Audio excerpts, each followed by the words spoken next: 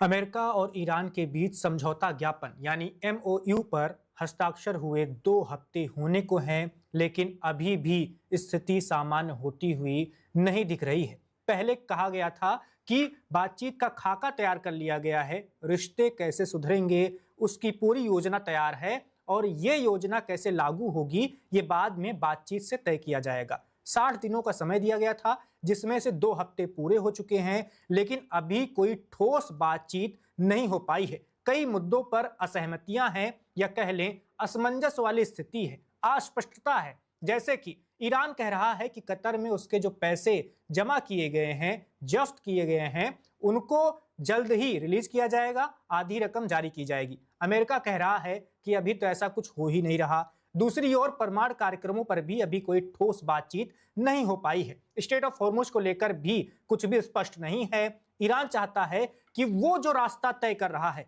उस रास्ते के हिसाब से ही जो भी जहाज आना जाना चाहते हैं वो आए जाएं, लेकिन कई सारे देशों का मानना है, जिसमें अमेरिका भी शामिल है, कि ईरान सब कुछ नहीं तय करेगा कि स्टेट ऑफ हॉर्मुज का स्वरूप क्या होगा, वहां से आवाजाही कैसे होगी।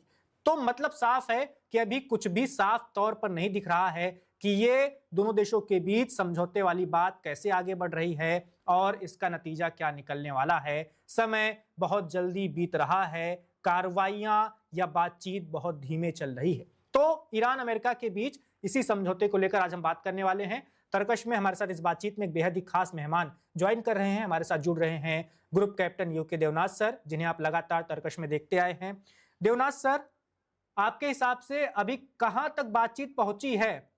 2 हफ्ते तो बीत गए, 18 जून के आसपास इस समझौते पर हस्ताक्षर हुए थे। जी हाँ वैभव, देखो टाइमलाइन अभी अगर देखा जाए तो अमेरिका ने, डोनाल्ड ट्रंप ने ये कहा है कि 2 महीने तक बातचीत चलेगी। और अमेरिका ने ईरान को भरोसा दिया है कि वह ईरान के कच्चे तेल और गैस के जहाजों को अगस्त के आखिरी हफ्ते तक पर्शियन गल्फ से निकलने देगा। यानी ईरान अपना एक्सपोर्ट जो है बेरोक टोक अगस्त के आखिरी हफ्ते तक कर सकता है। तो अगर हम सोचें कि बहुत जल्दी समझौता हो जाएगा, शायद ऐसा उम्मीद करना फिलहाल संभव नहीं है, उचित भी नहीं है। टाइमलाइन ये है कि पूरा जुलाई 3-4 बार बात होगी, पूरे अगस्त 3-4 बात होगी, और उसके बाद अगस्त के मध्य तक या अगस्त के लास्ट तक एक समझौता, उसका प्रारूप, ड्राफ्ट समझौता निकलकर सामने आ सकता है। जी बिल्कुल सर, कई सारे अपडेट हैं सर, एक एक करके उनके बारे में आपसे मैं सवालों के जवाब ले लेता हूं। जैसे ईरान की तरफ से तो कहा जा रहा है कि समझौते के प्रमुख बिंदुओं में यह था कि हमारी जो भी संपत्ति जब्त की गई है उन्हें छोड़ा जाएगा, हमें वापस किया जाएगा। अमेरिका की ओर से एक बयान दिया गया है, कहा गया है कि तब तक आपकी संपत्ति जब्त नहीं की जाएगी, छोड़ी नहीं जाएगी, जब तक न्यूक्लियर डील पर, परमाणु समझौते पर कोई प्रगति नहीं दिखेगी बातचीत में। अच्छा, तो ऐसा है कि अ, ईरान समय समय पर अपनी जो बातें हैं उनको अग्रसर करता रहा है। फिलहाल ईरान का जोर जो है वो दो बिंदुओं पर ज्यादा है। एक तो है कि स्ट्रेट ऑफ हॉर्मुज जो है उसको खुला रखना है। अमेरिका ईरान के जो जहाज हैं या दूसरे देशों के जहाज जो ईरान के बंदरगाह से निकलकर कच्चा तेल और ईरानी गैस लेकर अपने अपने देश वापस जा रहे हैं, अमेरिका उसको ना रोके। लेकिन अब ईरान ने बहुत ज्यादा जोर दिया है कि पूरे जो उसकी संपत्ति है जिसको अमेरिका ने और अमेरिका के मित्र देशों ने अलग अलग देशों में जब्त की हुई है 1979 ऑनवर्ड, यानी पिछले 40 साल 30 साल में जब्त की है, फ्रीज की है अमेरिका ने ईरानियन संपत्ति, चल संपत्ति और अचल संपत्ति, उसको अमेरिका आस्ते आस्ते से छोड़ना शुरू करे।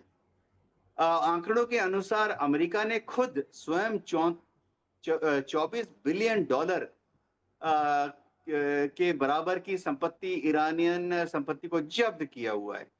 अब शुरुआती दौर में अमेरिका ने कहा था कि वो 12 बिलियन डॉलर छोड़ देगा, अब कह रहा है 6 बिलियन डॉलर छोड़ देगा। अब ये ईरान चाहता है कि अमेरिका इस फ्रोजन एसेट्स को, जब्त की हुई संपत्ति को जब छोड़ेगा तो वो सीधा ईरान को दे। लेकिन अमेरिका को डर है, इज़राइल को डर है कि ईरान इस पैसे के मिलने के बाद उससे हथियार खरीदेगा, आईआरजीसी को और ज़्यादा मजबूत बनाएगा। इसीलिए अमेरिका बातचीत के द्वारा अपनी शर्तें डाल रहा है। अमेरिका कह रहा है कि वो पैसा जो है कतार से रिलीज़ होगा या जो भी देश है यूएई से या कुवैत से रिलीज़ होगा और रिलीज़ होने के बाद वह पैसा सीधा उस कंपनी को दिया जाएगा जो कि ईरान में रिकंस्ट्रक्शन कर रही है। देखिए अभी ईरान को $300 बिलियन के तो ऐसे भी सहायता अनुदान देने की बात कही गई है। तो ईरान में हॉस्पिटल्स ध्वस्त हो गए हैं, स्कूल ध्वस्त हो गए हैं, हाईवेज, ब्रिजेज, रेलवे लाइन ध्वस्त हो गए हैं, फैक्ट्रियाज ध्वस्त हो गई हैं, सिविलियन इंफ्रास्ट्रक्चर को अमेरिकन और इजरायली बमबार ने मिट्टी में मिला दिया है। तो इनका रिकंस्ट्रक्शन कौन करेगा? ज्यादातर अमेरिकन कंपनीज आके करना चाहती हैं। तो जो पृष्ठभूमि में बात हो रही है, अमेरिका ये दबाव डाल रहा है, एक जो रिकंस्ट्रक्शन प्रोजेक्ट करना है वो अमेरिकन कंपनीज करेगी। ईरान अपनी मर्जी से किसी कंपनी को नहीं ला सकता, क्योंकि हो सकता है ईरान चाइनीज कंपनीज को ले आए। ये अमेरिका को मान्य नहीं है। दूसरा ये है कि ईरान को अमेरिका ने बहुत स्पष्ट तौर के कह दिया है कि ये पैसा जो कि समझिए कतार में, अबू धाबी में, कुवैत में जब्त है अमेरिकन बैंक्स में, ये सीधा उस कंपनी को पेमेंट की जाएगी जो ईरान में रिकंस्ट्रक्शन का काम कर रहा है। यानी पैसा ईरान की सरकार की हाथ से नहीं गुजरेगा। तो ऐसी कठिनाइयों में जरा बाधा तो नहीं, थोड़ा समय लग जाता है उभय पक्ष को अंडरस्टैंडिंग। बिल्कुल। लेकिन सर ये जो डर है अमेरिका और इजराइल का कि अगर ईरान के हाथ में पैसे लग गए तो ईरान जरूरी नहीं है कि उनका उपयोग विकास कार्यों के लिए ही करे, वो उनका दुरुपयोग भी तो कर सकता है। क्या ये डर जायज नहीं है? और दूसरी तरफ ईरान, ये पैसे उसके लिए अभी कितने जरूरी हैं आपके हिसाब से?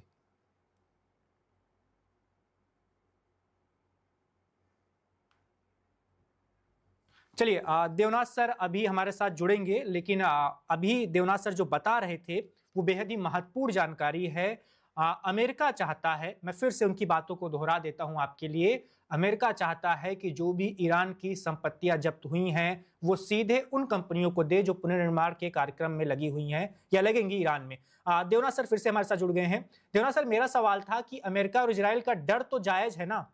अगर ये जो भी कई सारे बिलियन डॉलर्स जो हैं ये ईरान के हाथ में लगेंगे तो जरूरी नहीं है कि ईरान इसका काम विकास कार्यों के लिए ही इन पैसों को लगाए, वो मिसाइलें बना सकता है, ड्रोन्स बना सकता है। वैभव जी देखिए, जब भी उभय पक्ष में वार्तालाप होता है तो एक माहौल बनना चाहिए जिसमें दोनों पक्षों को एक दूसरे पर भरोसा होना चाहिए। बिल्कुल। आमतौर पर फाइनेंशियल ट्रांजैक्शन में एक सर्टिफिकेट का इस्तेमाल करते हैं जिसे हम कहते हैं मैनेजमेंट की भाषा में एंड यूज सर्टिफिकेट। यानी अगर ये पैसा समझिए ईरान को दिया जाता है तो फिर ईरान जो है उस पैसे को अपनी मर्जी से सिविलियन रीबिल्डिंग, सिविलियन रिकंस्ट्रक्शन के लिए खर्च कर सकता है।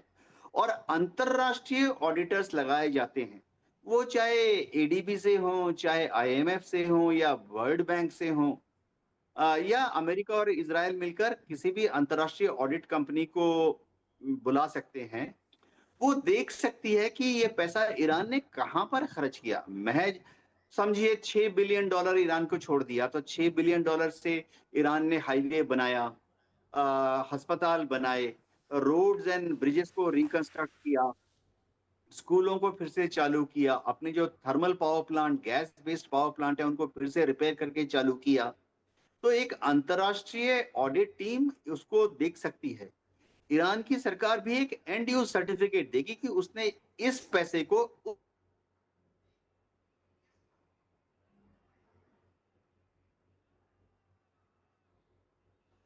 हैं कि ये सुनिश्चित कि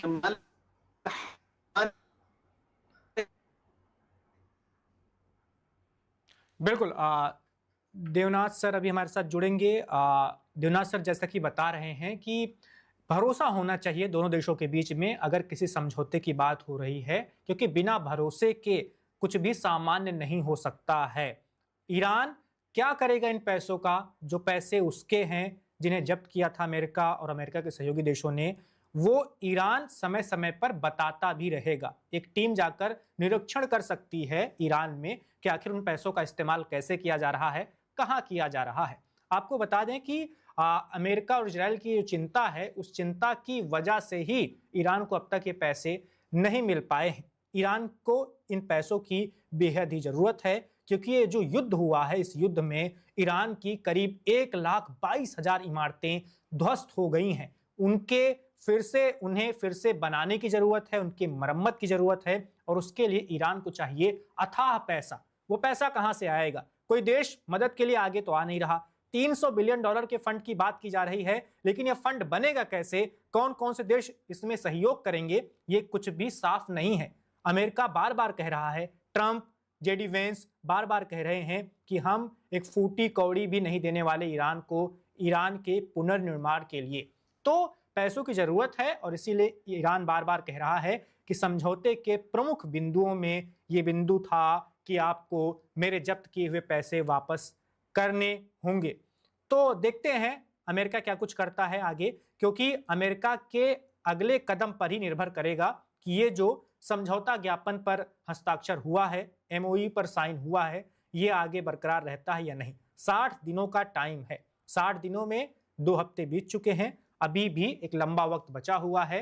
अब ईरान और अमेरिका दोनों पर निर्भर करता है कि आगे क्या कुछ होने वाला है। आपको बता दें कि स्ट्रेट ऑफ हॉर्मुज को लेकर भी दोनों देशों के बीच में लगातार तनाव बना हुआ है।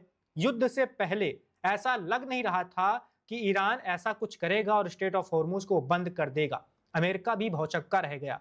इजराइल को भी ये अंदाजा नहीं था कि ऐसा कुछ हो सकता है।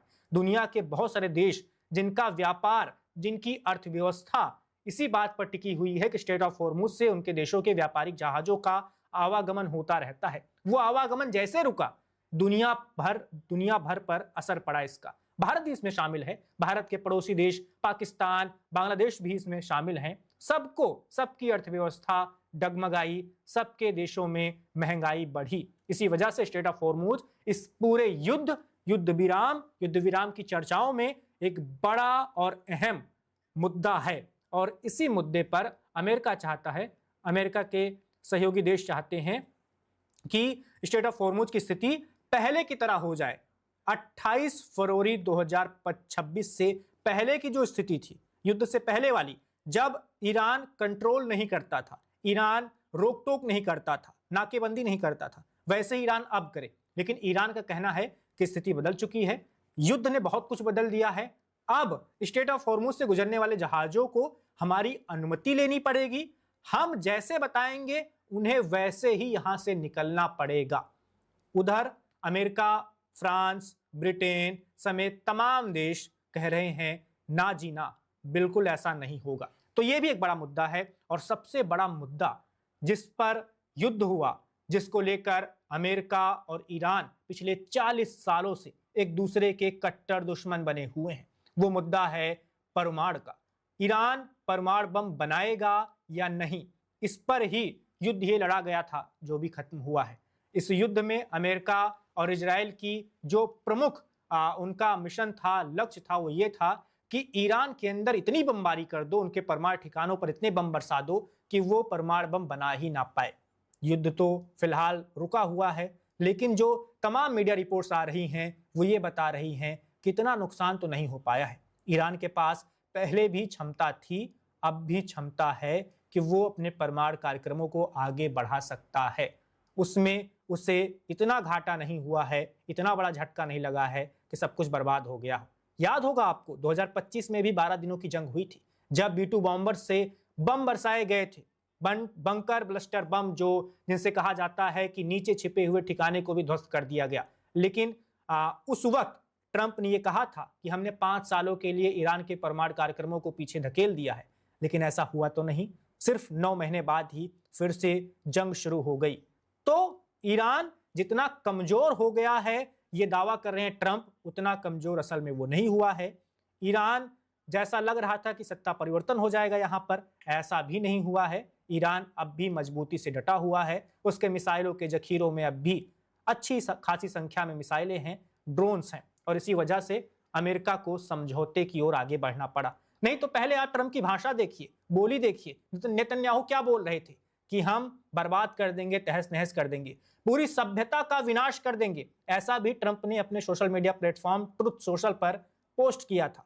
ऐसा कुछ नहीं हुआ। ईरान डटा हुआ है, ईरान अपनी शर्तों पर बातचीत कर रहा है, ईरान स्टेट ऑफ हॉर्मुज में मनमानी कर रहा है, दादागिरी दिखा रहा है। तो देखते हैं ये जो 60 दिनों का वक्त था, इस वक्त में बातचीत कैसे आगे बढ़ती है। कतर में बातचीत अभी होने वाली है, दोनों देशों के प्रतिनिधिमंडल पहुंचेंगे। इसे तकनीकी वार्ता नाम दिया गया है। जो मुद्दे हैं उन मुद्दों के तकनीकी पहलुओं पर बातचीत होगी।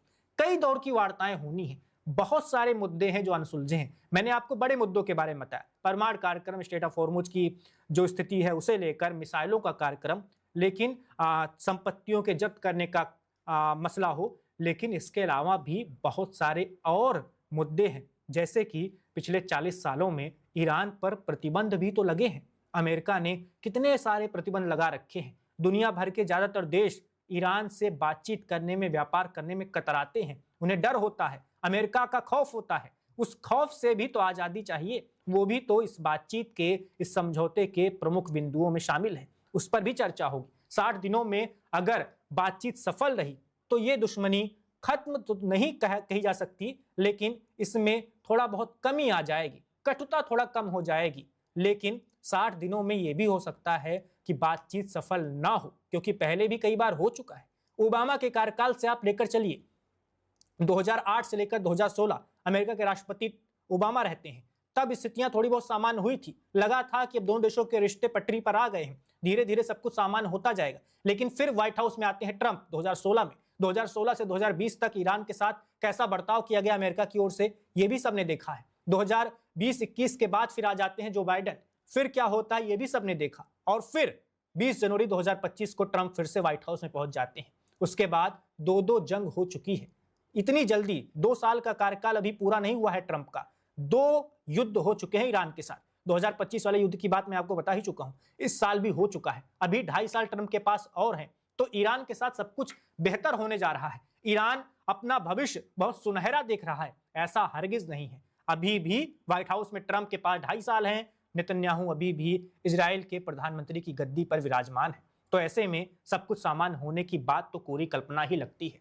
देखते हैं क्या होता है। देवनाथ जी ने जैसा बताया आपको कि स्थितियां बन भी सकती हैं, बिगड़ भी सकती हैं। ईरान की अपनी चिंताएं हैं, जो चिंताएं स्वाभाविक हैं। ईरान इस बात की भी गारंटी चाहता है कि अब जो बातचीत हो, अब जो समझौता हो, वो अंतरिम नहीं, अंतिम समझौता हो। इसके बाद हमें और जंग नहीं चाहिए। हमें आप गारंटी दो कि आप आज बातचीत कर रहे हो, आज समझौता कर रहे हो, 6 महीने बाद आप हमसे लड़ने के लिए नहीं आओगे। 6 महीने बाद आप हमारे देश पर बमबारी नहीं करोगे। आपके वायुसेना के जहाज हमारे देश के आसमान पर तैरते हुए, गुजरते हुए नहीं दिखेंगे। ईरान इस बात की भी गारंटी चाहता है। अमेरिका, इजराइल गारंटी दे भी सकते हैं, बाद में मुकर भी सकते हैं। उनका अपना एक इतिहास रहा है, कुछ कहने का, कुछ और करने का। देखते हैं क्या कुछ होता है। जो भी नई जानकारी सामने आएगी, नया अपडेट सामने आएगा, वो आपको लगातार ऑन इंडिया पर मिलता रहेगा। मिलती रहेगी जानकारियां इस युद्ध से जुड़ी हुई, तनाव से जुड़ी हुई, समझौते से जुड़ी हुई। फिलहाल तक के लिए, आज के लिए इतना ही। Subscribe to One India and never miss an update.